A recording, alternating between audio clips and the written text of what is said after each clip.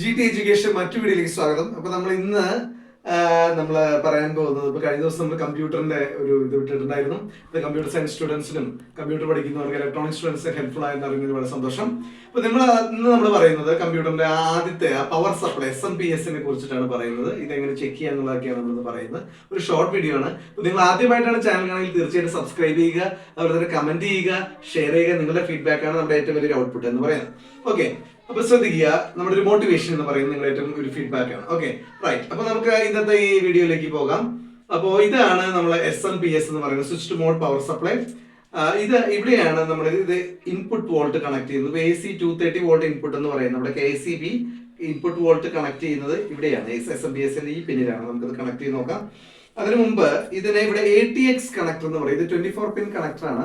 അപ്പൊ ആദ്യമൊക്കെ മുമ്പൊക്കെ കമ്പ്യൂട്ടർ ഹാർഡ്വെയർ അല്ലെങ്കിൽ കമ്പ്യൂട്ടർ സയൻസ് ഇലക്ട്രോണിക്സ് ഒക്കെ പഠിച്ച ATX 20 പിൻ കണക്ടർ ആയിരുന്നു. പക്ഷെ ഇപ്പൊ വരുന്നതൊക്കെ 24 പിൻ കണക്ടർ ആണ്. ഇവിടെ ഈ പല കളേഴ്സ് ഉണ്ട് ഇതില്.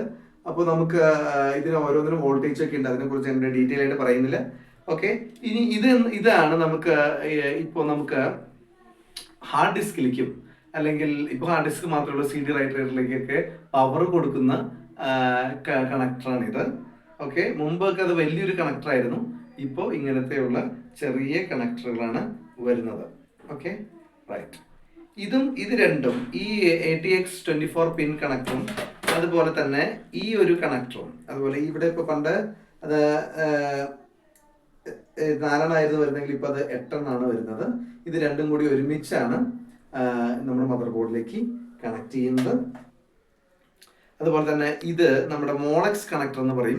ഇപ്പോഴത്തെ പുതിയ ഹാർഡ് ഡിസ്കിലൊക്കെ ഇങ്ങനെയുള്ള കണക്ടറാണ് നമ്മൾ ജസ്റ്റ് അതിലേക്ക് കണക്ട് ചെയ്യുന്നത്. പഴയ ടൈപ്പ് ഹാർഡ് ഡിസ്കിൽ കണക്ട് ചെയ്യുന്ന മോളക്സ് അല്ലെങ്കിൽ മിനി മോളക്സ് കണക്ടർ എന്നൊക്കെ പറയാവുന്നതാണ്. ഇത്രയാണ് ഇതിന്റെ പവറിനെ കുറിച്ച് പറയുന്നത്.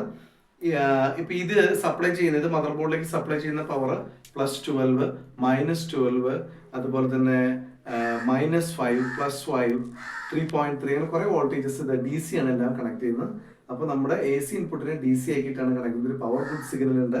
ഇതിനെക്കുറിച്ച് കൂടുതൽ നമ്മൾ പറയുന്നില്ല. ഏറ്റവും സിമ്പിളായിട്ട് സാധാരണക്കാർക്ക് അല്ലെങ്കിൽ ഇത് പഠിക്കുന്ന ആൾക്കാർക്ക് മനസ്സിലാവുന്ന ഒരു കാര്യത്തിലാണ് നമ്മളിത് പറയുന്നത്. ഓക്കെ, അപ്പൊ ഇനി ഇത് എങ്ങനെ ചെക്ക് ചെയ്യാം, ഒരു SMP-S വർക്ക് ചെയ്യുന്നുണ്ടോ എന്ന് എങ്ങനെ നമുക്ക് ചെക്ക് ചെയ്യാം എന്നുള്ളതാണ് പറയുന്നത്. അപ്പൊ അതിനാദ്യമായിട്ട് നമ്മൾ ചെയ്യേണ്ടത് ചെയ്യാന്ന് വെച്ചാൽ SMP-S ഇൻപുട്ടിലേക്ക് നമ്മൾ പവർ കണക്ട് ചെയ്യണം.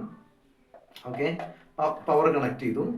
ഓക്കെ, അപ്പൊ നിങ്ങളൊന്ന് ശ്രദ്ധിക്കണം, ചെറുതായിട്ട് ഷോക്കൊക്കെ ഇല്ലാതിരിക്കാൻ നിങ്ങൾ നോക്കണം. അത് നമ്മുടെ വീട്ടിലുള്ള ഗ്രൗണ്ട് കറക്റ്റ് അല്ലെങ്കിൽ നമുക്കവിടെ ഷോക്കൊക്കെ വരാം. അപ്പൊ അത് നിങ്ങളൊന്ന് ശ്രദ്ധിക്കണം. അപ്പൊ ഇവിടെ നമ്മൾ ഇതിന് ശേഷം നമ്മൾ എന്ത് ചെയ്യുക, ഈ ഒരു ATX കണക്ടർ എടുത്തിട്ട് ഇതിന്റെ ഗ്രീനും ബ്ലാക്കും ഉണ്ട്. അവിടെ നമ്മൾ നോക്കാം, ഇവിടെ നോക്കിയാൽ നിങ്ങൾ കാണാം ഗ്രീനും ബ്ലാക്കും കൂടെ അടുത്തുണ്ട്.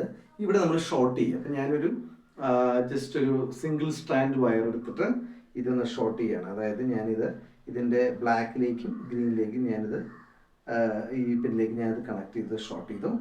ജസ്റ്റ് എന്നിട്ട് ഞാൻ ഈ പവർ ഓൺ ചെയ്തു. പവർ ഓൺ ചെയ്ത് ഇവിടെ ഒരു ഫാൻ ഉണ്ട്. SMP-S ഇവിടെ ഒരു ഫാൻ ഉണ്ട്. ഈ ഫാൻ കറങ്ങുകയാണെങ്കിൽ നമുക്കിത് വർക്കിംഗ് ആണെന്ന് പറയാം. ഓക്കെ, അപ്പോൾ ഇങ്ങോട്ട് നോക്കൂ, ഇവിടെ ഫാൻ കറങ്ങുന്നുണ്ട്. അപ്പോൾ അതിൻ്റെ അർത്ഥം ഈ SMP-S വർക്കിംഗ് ആണ്. ഓക്കെ, അപ്പോൾ ചിലപ്പോൾ നമുക്ക് കമ്പ്യൂട്ടർ ഓൺ ചെയ്യാൻ പറ്റാതിരിക്കുന്നത് കാരണം SMP-S വർക്കിംഗ് ആയിരിക്കില്ല. അപ്പോൾ നമ്മളിങ്ങനെ SMP-S ഊരിയിട്ട് ഇങ്ങനെ ചെക്ക് ചെയ്ത് SMP-S വർക്കിംഗ് ആണോ എന്ന് നോക്കണം. ഒരു പരിധി വരെ നമുക്ക് ഈ ഒരു ഇത് ചെയ്യാൻ പറ്റും. പക്ഷേ ചില സ്ഥലത്തൊക്കെ വോൾട്ടേജിൻ്റെ ഫാൻ കറങ്ങിയാലും വോൾട്ടേജിനൊക്കെ പ്രശ്നമുള്ളതുകൊണ്ട് വർക്ക് ചെയ്തിരിക്കുന്ന റയർ ചാൻസുകളുണ്ട്. ആ സമയത്ത് നമ്മൾ മൾട്ടിമീറ്ററിൻ്റെ സഹായത്തോടുകൂടെ ചെക്ക് ചെയ്തിട്ട് പ്രോബ്ലം ഐഡൻറ്റിഫൈ ചെയ്യുന്നതാണ്. അപ്പോൾ നിങ്ങൾക്ക് എല്ലാവർക്കും ഇന്നത്തെ വീഡിയോ മനസ്സിലായി എന്ന് വിചാരിക്കുന്നു. വളരെ സിമ്പിളായിട്ടുള്ളൊരു വീഡിയോ ആണ്. അപ്പോൾ നിങ്ങൾ തീർച്ചയായിട്ടും കമൻറ്റ് ചെയ്യുക, അതുപോലെ തന്നെ ഷെയർ ചെയ്യുക. മറ്റു വീഡിയോയുമായി നമുക്ക് വീണ്ടും കാണാം. അതുവരേക്കും ദിസ് റൺസം സൈനിങ് ഔട്ട്. അപ്പോൾ അവസാനിപ്പിക്കുന്നതിന് മുമ്പ് ഒരു കാര്യം കൂടി, നമ്മുടെ കമ്പ്യൂട്ടർ കോഴ്സസ് ഉണ്ട്. ഹാർഡ്വെയർ കോഴ്സ് ഓഫ്ലൈനായിട്ടും ഓൺലൈനായിട്ടും ഉണ്ട്. അതുപോലെ തന്നെ മറ്റ് കമ്പ്യൂട്ടർ കോഴ്സും റോബോട്ടിക്സ് കോഴ്സുകളൊക്കെ ഉണ്ട്. നിങ്ങൾക്ക് അതൊക്കെ താല്പര്യം ഉണ്ടെങ്കിൽ നിങ്ങൾക്ക് അതിലേക്ക് ജോയിൻ ചെയ്യാം. അതിൽ നമ്മുടെ നമ്പർ ഇവിടെ കൊടുക്കുന്നുണ്ട്. അപ്പോൾ മറ്റു വീഡിയോ വീണ്ടും കാണാം. അതുവരേക്കും ദിസ് റൺസം സൈനിങ് ഔട്ട്.